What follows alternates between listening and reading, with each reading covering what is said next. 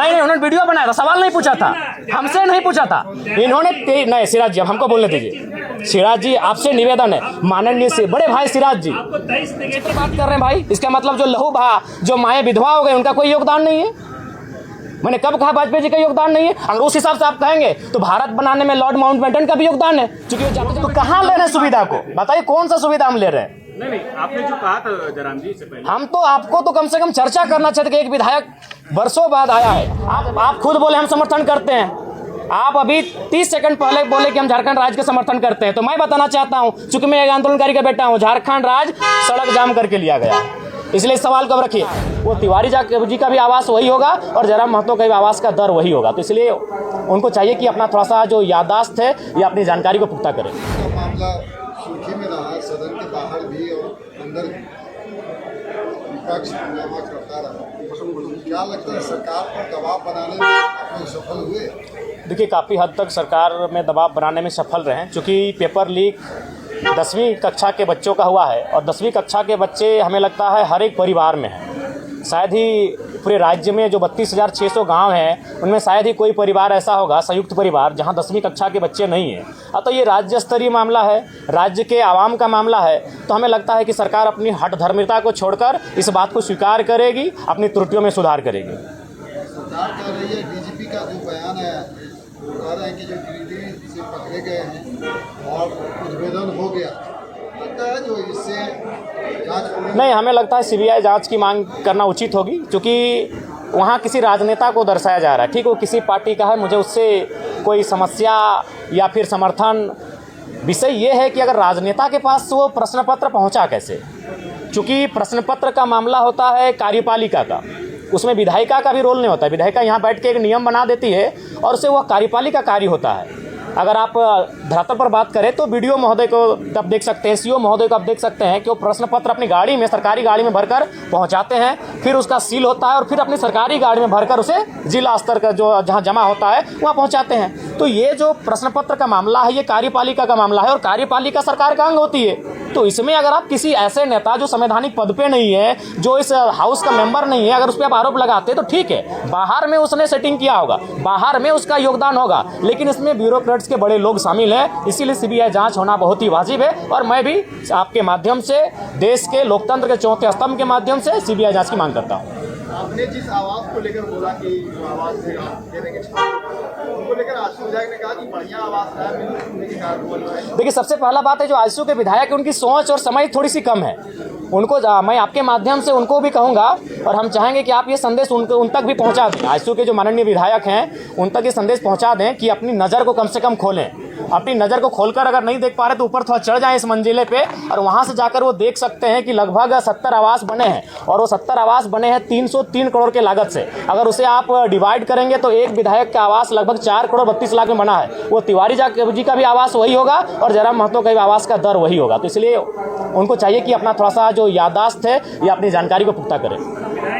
इसी मंच पे जो है पिछली बार बहुत चीख कर आप बोले थे जी, कि जयराम महतो जो बोलता वही करता है जी। ताकि जयराम महतो सरकारी सुख सुविधा जो बोले टीए नहीं लेंगे, आवास नहीं लेंगे, अब तो मान लीजिए वही कर रहे हैं। नहीं सिराज जी, आप अगर पूरी तरह से सुने होंगे तो वो यहाँ कहने से पहले उस विषय को मैंने सदन में कहा था और सदन में क्यों कहा था इस विषय को आपको जानना चाहिए। वीडियो को फिर से उठाइए। सदन में लगभग 3 सत्ता पक्ष के नेताओं ने मैया सम्मान योजना पर बहुत ज़्यादा बहस किया था, महिमा मंडन किया था। तो मैंने ये तर्क दिया था कि आप 2,500 रुपये पर महिमा मंडन कर रहे हैं और आप सैलरी 2 लाख का ले रहे हैं, आप टीएडीए लाख का ले रहे हैं, तो आप भी इनको में कटौती कीजिए, इन सुविधाओं का त्याग कीजिए। आज मैं फिर कह रहा हूँ कि जिस दिन ये विधेयक पारित होगा इस सदन में कि विधायक की सैलरी 2,13,000 ना होकर 60,000 होगी, एक तृतीय वर्ग कर्मचारी के समान, पहला विधायक का हस्ताक्षर जयराम महतो का होगा। लेकिन आप सही बोले थे कि जयराम महतो जो बोलता सो करता।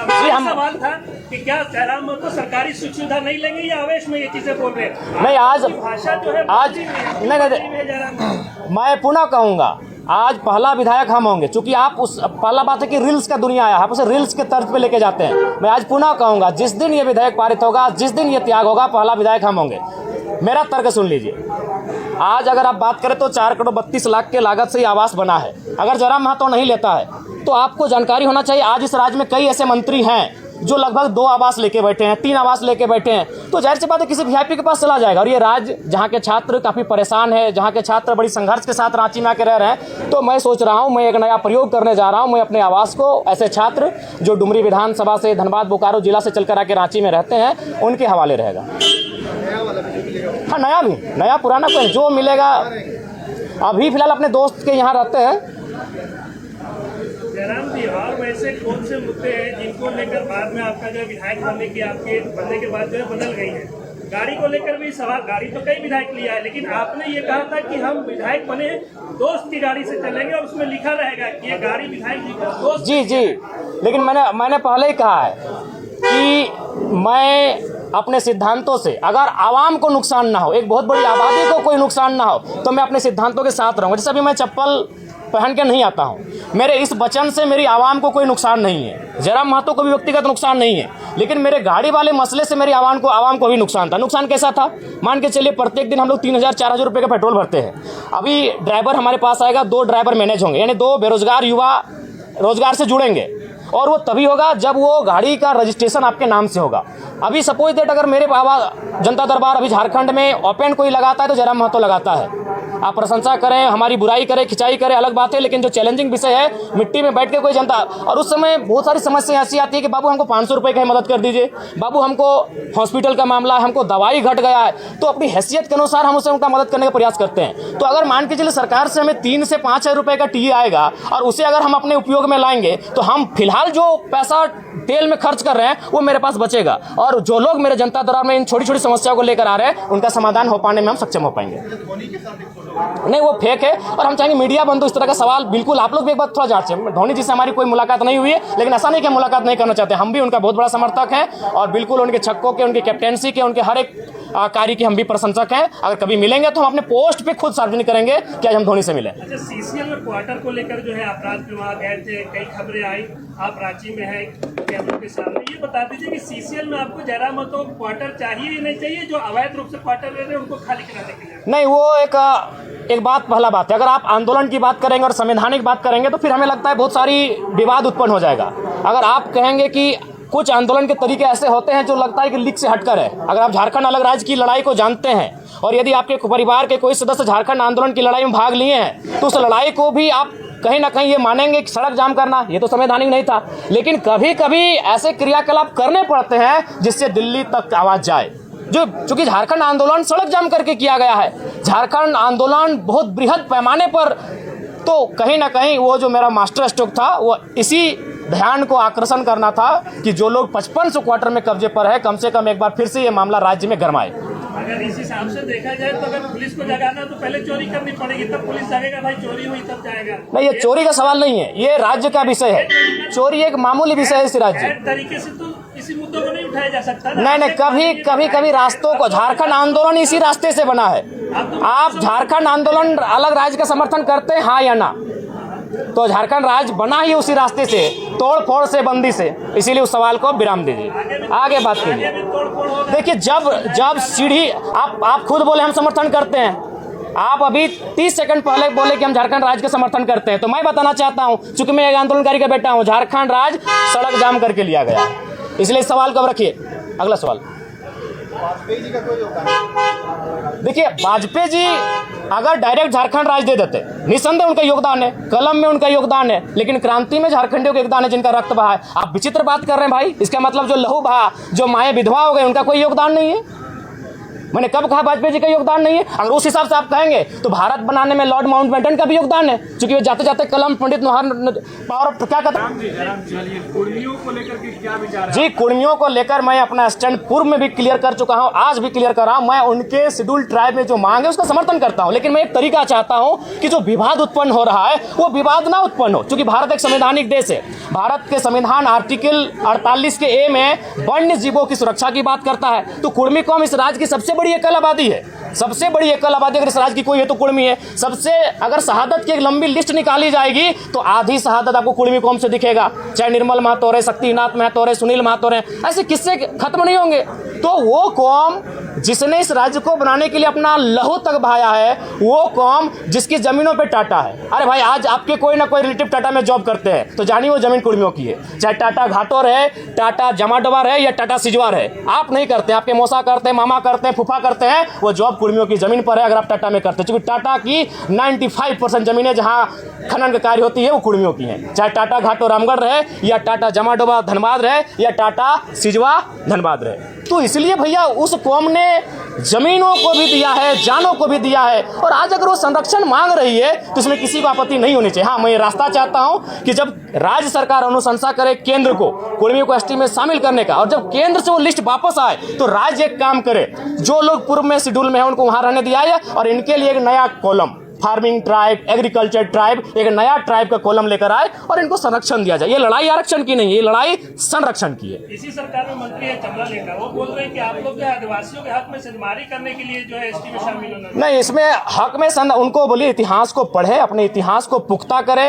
1931 जब अंग्रेजों का अंतिम जनगणना हमारे सामने प्रस्तुत हुआ था, उसमें 12, एक शायद घासी को हटाया गया और कुर्मी को, बाकी 11 लोग आज शेड्यूल ट्राइब में हैं, यानी 13 लोगों के साथ कुर्मी शेड्यूल ट्राइब, उसमें शेड्यूल ट्राइब नहीं था, उसमें प्राइमेटिव ट्राइब नाम था, उस सूची में सम्मिलित थे। बिल्कुल सरना कोड का हम बिल्कुल समर्थन करते हैं। एक आदिवासी कौम, चूंकि इस राज्य का निर्माण ही एक आदिवासी राज्य के रूप में हुआ है और आदिवासियों की भावना सरना धर्म कोड पे आधारित है, अतः उनका इस धर्म कोड की मांग को सरकार पुरजोर तरीके से लागू कराने के लिए पहल करे। धन्यवाद, जोहार, नमस्कार। जयराम जी, एक सवाल, आपके जो आलोचक हैं वो आपको केजरीवाल बता रहे हैं झारखंड का। अरे तो बहुत बड़ा बात है यार, केजरीवाल 10 साल सीएम रहे, तो केजरीवाल कोई कम? केजरीवाल का आप आलोचना कर सकते हैं, लेकिन उन्होंने जिस विजन को दिल्ली के माध्यम से देश को दर्शाया उसको आप नकार नहीं सकते हैं। पिछली बार तो आप भी केजरीवाल की आलोचना नहीं, केजरीवाल की आलोचना के लिए नहीं, केजरीवाल से तुलना जी नहीं, बिल्कुल हमारी तुलना कैसे हो सकती है? वो कहाँ सीएम रह चुके, हम विधायक हैं। नहीं, हम लोग अपना रोड मैप अलग बनाएंगे। जयराम जी, तुलना इसलिए नहीं हो रही कि वो सीएम है, तुलना इसलिए हो रही है कि आप जो सुविधा की बात कर रहे थे वो भी तो कहाँ ले रहे हैं सुविधा को? बताइए कौन सा सुविधा हम ले रहे हैं? नहीं, आपने जो कहा था जयराम जी इससे पहले, हम तो आपको तो कम से कम चर्चा करना चाहते कि एक विधायक वर्षों बाद आया है। आज अभी अंदर हम सुनिए आपको बता रहे हैं, जब हम अंदर जाते हैं ना, और जितने भी कर्मचारी हैं विधायक छोड़ के, उनको क्या फील होता है मालूम है? कि मेरे घर का बच्चा विधायक बन के आया है। बाकी विधायक, अब तो अंदर चुके आपको कैमरा अलाउड नहीं देखिएगा, बाकी विधायक से मिलते हैं माननीय के तर्ज पे मिलते हैं, हमसे मिलते हैं, कंधे पे हाथ रखते हैं, ऐसे मिलते हैं, हम कभी उनको नहीं बोलते, क्योंकि उनको लगता है हम उनके घर का बच्चा है, जबकि एक माननीय का प्रोटोकॉल होता है। कई वीडियो हमारा देखिएगा, दरोगा एक थाना प्रभारी आके हमको ऐसे हाथ पकड़ लेता है, जबकि हमारे दोस्त हमें कान में कहते हैं कि प्रोटोकॉल के हिसाब से आपसे बहुत जूनियर है, वो आपके साथ ऐसा व्यवहार नहीं कर सकते हैं। तो हम उनको बोलते हैं कि उनको कभी नहीं लगा कि हम उनका विधायक है, उनको लगता है कि हमका छोटा भाई है। आप अंदर जाइएगा, वो चलेगा। जो लोग गलत है उनको माफ नहीं किया जा सकता है। जो हमने सिराज जी पहले कहा है कि जो ईमानदार है उनको नमस्कार है, जो गलत है उनका तिरस्कार है। पैमाना आपका कार्य है, आपका कार्य है। जिस सिराज जी, आप हमारे बहुत अच्छे मित्र हैं, भविष्य में रहेंगे कि नहीं रहेंगे वो अलग विषय है, लेकिन मित्र रहे हैं हमारे। अभी जो आपकी और हमारी एक बहस हुई थी, पूरी दुनिया ने देखा, पूरे भारत ने देखा, लेकिन आप स्वीकार कीजिए सिराज जी, आपने 23 वीडियो बनाया था, 23 का 23 हमारे नेगेटिव में बनाया था। क्यों भाई? एक नया लड़का जो विधायक नहीं बना है, क्या आप इस सवाल, ठीक है मीडिया है, लेकिन इतना तो किसी का नहीं, उन्होंने वीडियो बनाया था, सवाल नहीं पूछा था, हमसे नहीं पूछा था इन्होंने। नहीं सिराज जी, अब हमको बोलने दीजिए। सिराज जी, आपसे निवेदन है, माननीय से बड़े भाई सिराज जी, क्यों? वही तो सवाल है, क्यों आपने सीरियल नंबर बनाया? नहीं, सीरियल बनाइए, वो क्यों देखेंगे? कोई नहीं देखेगा। सिराज जी सुनिए, वो चुनाव का समय था, नहीं वो चुनाव का समय था, नया सवाल, वो चुनाव का समय था। नहीं, अब क्यों नेगेटिव क्यों? हम विधायक हैं, हम चुनाव जीते हैं। सिराज जी, जिस समय आपने मेरा वीडियो बना, सिराज जी, माननीय सिराज जी, विधानसभा में राज्यपाल का जो अभिभाषण है, जो विपक्ष जो है उसे झूठ का पुलिंदा बता रहा है। नहीं देखिए, क्या लगता है? नहीं देखिए, पूर्णता अगर विपक्ष, चूंकि विपक्ष में बैठे लोग भी काबिल हैं और राज्यपाल एक संवैधानिक पद होता है, उस पद की गरिमा है, उस अगर अभिभाषण को पढ़ते हैं तो कुछ विषय आपको लगेंगे हाँ ये ठीक ठाक है, लेकिन कुछ विषय ऐसा आपको लगेंगे कि ये धरातल पर है ही नहीं। तो कहीं ना कहीं कुछ त्रुटियां हैं उनमें, कुछ असत्यता है, इस बात को भी स्वीकार करना होगा। आज इस राज्य की जो आवश्यकताएं हैं, स्थानीय नीति अभिभाषण में कहीं जिक्र नहीं है। इस राज्य की आवश्यकता है सरना धर्म कोड, अभिभाषण में कहीं जिक्र नहीं है। इस राज्य की सबसे बड़ी आबादी ओबीसी, कहीं जिक्र नहीं है। आप वो कहते हैं कि ओबीसी को सशक्त करेंगे, कैसे? कई जिलों में आपने ओबीसी के आरक्षण को जिलावार में 0 कर दिया। ये कौन सा है? ये कौन सा भारत आप बना रहे हैं? कौन सा राज्य बना रहे हैं आप? महागठबंधन की सरकार है, महागठबंधन नारा देती है सामाजिक न्याय। उनसे पूछेगा सामाजिक न्याय का मतलब क्या होता है? सामाजिक न्याय का मतलब क्या होता है? जिसकी 54% आबादी है, आप उनको शून्य कर रहे हैं जिलावार बहालियों में। ठीक है, आप जो शेड्यूल ट्राइब है उनकी आबादी अनुमानित 26 है, आप 26 दे रहे, स्वागत है। शेड्यूल कास्ट उनकी आबादी 10 है, आप उनको 10 दे रहे हैं, स्वागत है। जो बच जाते हैं उनकी आबादी 10 है, आप उनको ईडब्ल्यूएस के नाम पे 10 दे रहे हैं, वो भी लगभग हिसाब से ठीक ठाक है। लेकिन ओबीसी जिनकी आबादी 54% है, उन्हें आप 14 दे रहे हैं। बताइए तो कौन सा सामाजिक न्याय है? महागठबंधन की सरकार है। तो ऐसे में अगर कोई सवाल करे कि ये राज्यपाल महोदय के द्वारा जो अभिभाषण पढ़ा गया इसमें सत्यता नहीं है, तो बताइए कैसे नहीं लोग इस पर चर्चा करेंगे? बात करें 54% आबादी का आरक्षण कहाँ है? ठीक, धन्यवाद। बहुत बहुत